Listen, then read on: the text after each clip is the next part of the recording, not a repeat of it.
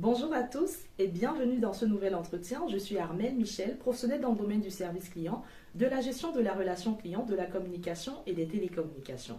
Aujourd'hui, nous recevons une invitée spéciale, une dame charismatique, servante de Dieu et très dynamique, Madame Bénédicte Ngongo. Merci d'avoir accepté notre invitation. Merci Armelle Michel, merci pour l'invitation, je me porte très bien. Tout le plaisir est pour nous. Je rappelle que Madame Ngongo est entrepreneur et chef d'entreprise. Elle a récemment mis sur pied une entreprise, une nouvelle entreprise, le circuit du bien-être. Est-ce que vous pouvez nous dire, Madame Ngongo, c'est quoi le circuit du bien-être? Le circuit du bien-être, c'est une agence de voyage, une petite entreprise dont je suis fondatrice, je suis directrice. D'accord. Mais d'où vous est venue cette idée de créer une agence de voyage comme celle-là? L'idée de créer l'agence est un peu particulière. Au fait, je ne sais pas comment concilier les deux, mais je vais quand même vous raconter une petite histoire. D'accord. Au fait, c'est parti de mes propres expériences de vie. Il fut un moment où j'avais beaucoup de problèmes qui avaient affecté ma psychologie, le physique même. J'avais connu des deuils difficiles, j'étais malade, j'ai sombré vraiment dans des douleurs qu'aucun médicament ne pouvait calmer. J'avais connu une gastrite aiguë, j'ai commencé à faire des arrêts cardiaques. Le médecin m'avait donné cet appareil cardiologique, là je ne sais même pas comment est-ce qu'on appelle, pour mesurer la tension et les battements de cœur et voir comment le cœur fonctionnait. J'ai dû garder cet appareil pendant 24 heures. Quand je suis rentrée, remettre au médecin l'appareil pour qu'il voie ce qui s'est passé dans mon corps. Il s'était vraiment exclamé, il m'a dit « Madame, vous mourrez plusieurs fois ». Alors, il m'avait donné un conseil, il me dit voyez, toute maladie, on a le droit, on a le pouvoir d'accepter de garder une maladie et le pouvoir de le rejeter. Comme vous êtes tout au début, n'acceptez pas de souffrir de ces pathologies parce que ça va vous déranger durant tout le restant de votre vie. Alors il m'a dit, cherchez comment faire pour sortir de ce deuil. Parce que moi, j'avais perdu ma fille aînée, c'était déjà une grande dame. Elle avait accouché de son premier fils et quelques jours après, elle est décédée. Au fait, son enfant ne l'a connue que pendant quelques jours, moins d'une semaine. Elle est partie une année et demie après, ma mère est aussi partie. C'était des grandes amies de ma vie, en fait, que j'ai perdu du coup. Et c'est ce qui m'avait placée dans cet état de santé. Alors je me suis dit, au lieu de garder mon corps dans une telle souffrance, ma psychologie dans cet état, je me suis dit, il faut que je puisse chercher comment m'en sortir, comment me guérir.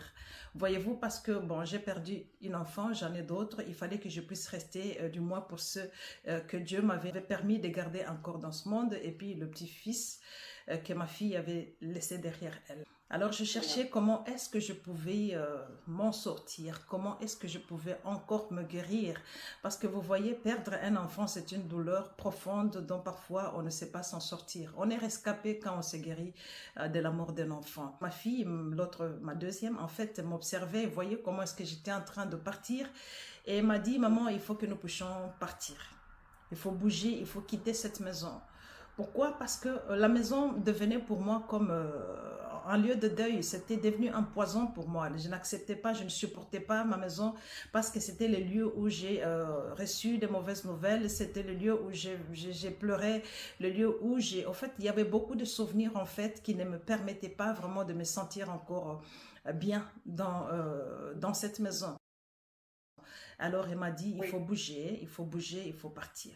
D'accord. Donc en fait, c'est elle qui vous propose de quitter votre environnement habituel. Voilà, elle m'a demandé de quitter l'environnement parce qu'il y avait beaucoup de mauvais souvenirs. Parce qu'il y avait des endroits où je ne pouvais même pas supporter. Par exemple, le fauteuil où j'étais assis le jour où on m'appelait pour me dire que ma fille était décédée. Je ne supportais pas ce fauteuil. Je ne voulais pas le voir, je ne voulais pas m'y asseoir.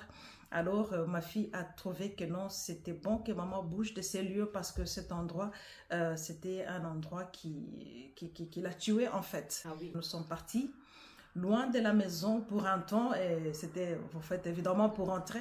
Nous sommes partis en vacances, elle a payé des billets pour moi et pour ses deux frères et en ce moment-là j'avais déjà récupéré mon petit-fils ici. Nous sommes tous partis en Espagne, on avait loué une villa. Au fait, nous nous sommes créés une vie qui était un peu au-delà de la normalité, quoi. On a trouvé un endroit, une habitation beaucoup plus belle, un entourage, un environnement très beau. On était au sommet de la montagne, il y avait la mer autour de la montagne. En fait, c'était tellement beau et on y a fait juste 7 jours. Après 7 jours, nous sommes rentrés en Allemagne. Je ne peux pas vous dire à quel moment est-ce que je me suis sentie mieux, à quel moment où je m'étais débarrassée de ces migraines, de ces gastrites aiguës. Parce que quand j'ai pris l'avion pour partir en Allemagne, j'étais sérieusement malade. Mais quand je prenais mon avion pour rentrer en Allemagne, j'étais complètement guérie. Et dès lors, je me suis dit que non, en tout cas, les vacances sont réparatrices. Et dès lors, j'ai pris l'habitude de voyager. Moi, avec mes enfants, nous bougeons et nous bougeons. Quand ça nous prend, nous partons là où nous partons et nous nous offrons de beaux moments là-bas. On rentre guéri, épanoui et voilà.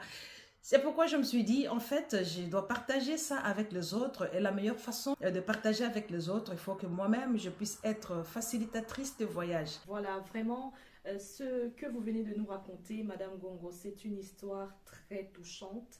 Votre expérience que vous venez de partager avec nous. Je ne sais pas pour les téléspectateurs qui nous regardent, mais moi, vraiment, j'ai les mots qui tremblent en fait. Ma voix tremble parce que ça m'a beaucoup choqué ce que vous venez de nous dire. Et je suis d'ailleurs désolée pour tout ce que vous avez pu traverser.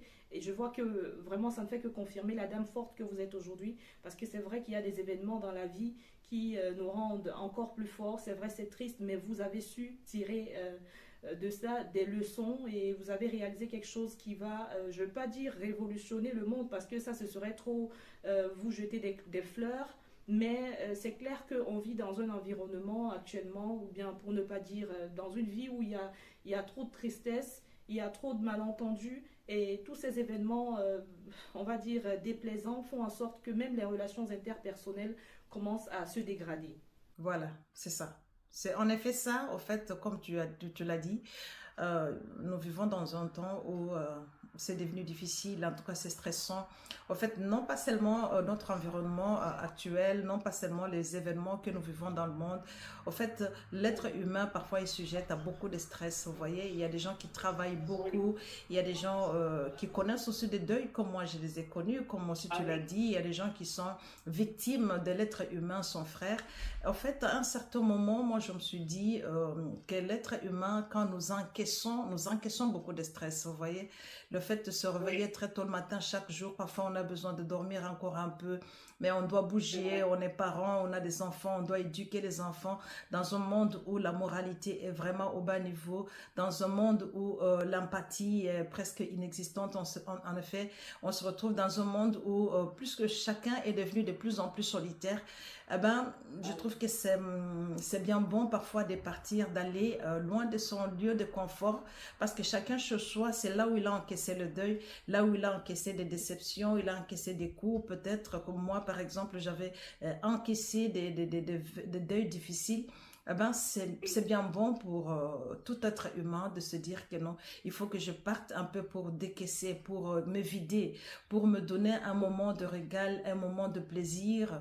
Au fait, il y a des plaisirs purs, il y a des plaisirs aussi que, bon voilà, moi que je ne peux pas conseiller en tant que servante de Dieu. Je suis en train de dire tout simplement de faire des vacances réparatrices, vous voyez. Voilà, en fait, il y a autre chose que j'aimerais savoir. Vous savez, de nos jours, il y a beaucoup d'agences de voyage qui voient le jour. Et moi, je voudrais vous demander, qu'est-ce qui vous différencie des autres? Pourquoi devrions-nous vous choisir plutôt que les autres? Qu'est-ce qui vous rend particulier contrairement à vos concurrents? C'est quoi votre particularité? Ok. La première des choses, c'est que je n'ignore pas que je suis tombée, je suis entrée dans un monde où il y a la concurrence, elle est tellement farouche. Et je reconnais qu'il y a des grandes agences, il y en a qui ont de l'expérience, qui utilisent une technologie de pointe. Il y en a qui se sont fait vraiment un grand nom. En fait, je vois tout ça, je connais tout ça. Eh ben, je n'ai pas eu peur de m'engager parce que, comme tu l'as dit, chacun amène sa particularité. Peut-être que ce que moi j'ai amené, il y a déjà d'autres agences qui l'ont, mais peut-être ma façon de le faire sera différente des autres. Vous voyez, c'est ça le problème de savoir ce qu'on veut. Moi ici, je suis en train de demander aux gens de bouger. Il y a des agences de voyage qui vendent les billets aux gens. Eh ben, ça suffit, ça s'arrête là. Il lui vend le billet, Il n'y a pas un suivi derrière. C'est juste le billet, je l'achète et puis terminé. C'est le contrat, ça s'arrête là. Mais vous, c'est autre chose à côté du billet que la personne achète. Il y a un accompagnement derrière. Il y a même une assistance qui peut être dans le sens peut-être des accompagnements de conseils et autres. Est-ce que c'est ce que vous voulez dire? En fait, c'est ce que je veux dire, mais pour le moment, je veux y aller vraiment un peu mollo. D'accord. Parce que pour que j'arrive à pénétrer ce que tu viens de dire là, donner de conseils, faire une suivi, il faudra d'abord que je puisse réveiller la confiance et l'intérêt dans mes clients. Mais moi, mon souci à moi, c'est d'expliquer les gens pourquoi est-ce que vous devez voyager. Voyez-vous, il y a des gens qui voyagent parce qu'ils ont tout simplement besoin de changer de milieu. Il y en a qui veulent juste le faire. Bon, voilà, je m'en vais, j'étais dans un pays quelconque, dans une ville quelconque. Mais moi, je vais beaucoup plus dire aux gens, quand vous voyagez, pensez à rentrer, non pas tel que vous êtes parti. Que vous, là où vous partez, cherchez à vous créer des séances, des activités et à recevoir aussi des services qui vont vous aider à perfectionner ou bien améliorer votre bien-être. D'accord. Est-ce que vous avez, dans ces services dont vous parlez, est-ce qu'il y a des programmes particuliers que vous proposez qui pourraient aider, par exemple, les couples à mieux se sentir ou bien est-ce que vous avez pensé à toutes les catégories de personnes?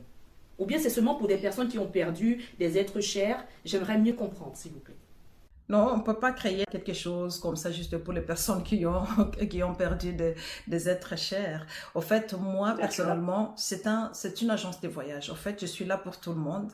Mais il y a une particularité à moi, c'est de réveiller la sensualité, de toucher le point émotionnel de l'être humain et de réveiller la sensualité, de réveiller le bien-être en cette personne. Donc, je disais qu'il y a des agences qui vendent le billet et puis vendent l'hôtel, ils vendent peut-être d'autres, en fait, le moyen de transport. Mais moi, je vais proposer des services que certains hôtels ont déjà sur place, là où les gens vont partir, parce que tous les hôtels ne offrent pas le même service. Il y a des hôtels qui sont spécialisés dans les services du bien-être.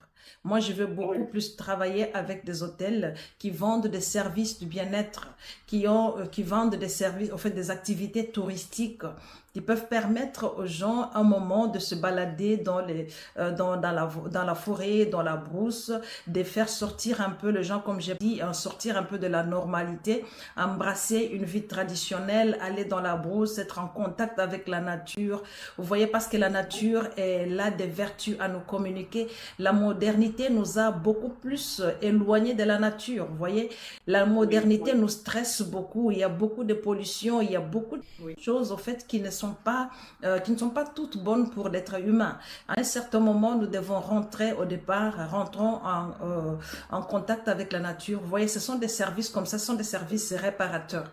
Moi, je réfléchis dans tout ce qui peut réparer l'intérieur de l'homme, qui peut apaiser l'intérieur de l'homme, et cela dans les vacances que l'homme fait. D'accord, mais ça veut dire aussi que le voyage, il est accessible pour les personnes qui ont un niveau de vie plus ou moins élevé. Est-ce que par exemple, un téléspectateur normal qui a son train de vie, un étudiant pourrait s'offrir le luxe de loger dans les grands hôtels ou bien de profiter de vos services, des services que vous proposez?